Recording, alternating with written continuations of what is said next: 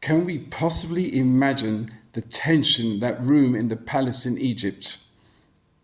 Yosef's brothers are standing in front of him. Yehuda is making the case for Binyamin to be returned to their father. And if they don't return this precious son to the father will die. Yehuda offers himself in place of Binyamin. Why? Because he, Aravis Anar, he was a surety for the child. And then this cruel leader suddenly orders everyone out of the room. And he turns to them and he says, Ani Yosef, ha'od ovichai. I am Yosef. Is my father still alive? So his brothers couldn't answer him. Why? Because they were terrified in front of him.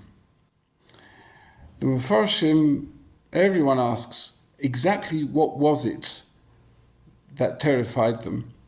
Well, for one thing, Kliakar notes, he said, Ha'od Ovichai, is my father still alive? He didn't use the word our, he used the word my, as if excluding all of them the way they had excluded him. And the fact that he asked it at all, they told him the father was alive.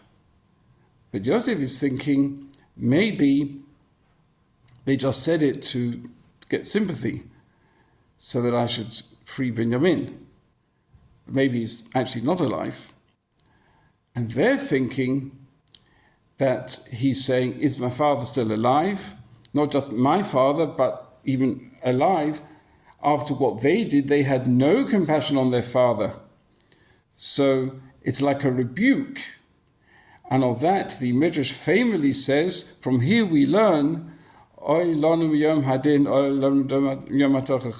the day comes, 120, we stand in front of HaKadosh Baruch Hu, how will we fare when our life and our decisions we made are played in front of us?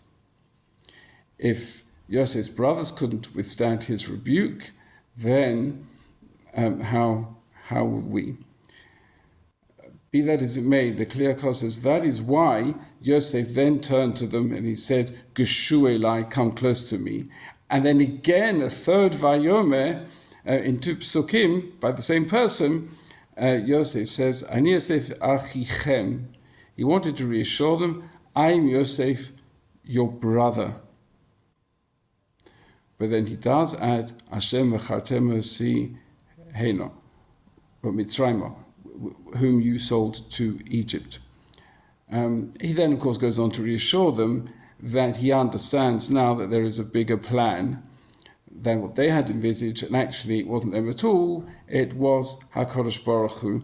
That's for a much longer subject, but a much longer discussion. But here we have Yosef confronting his brothers on the one hand with what they had done, as we see in the last few parokim, but now he turns it into a reconciliation.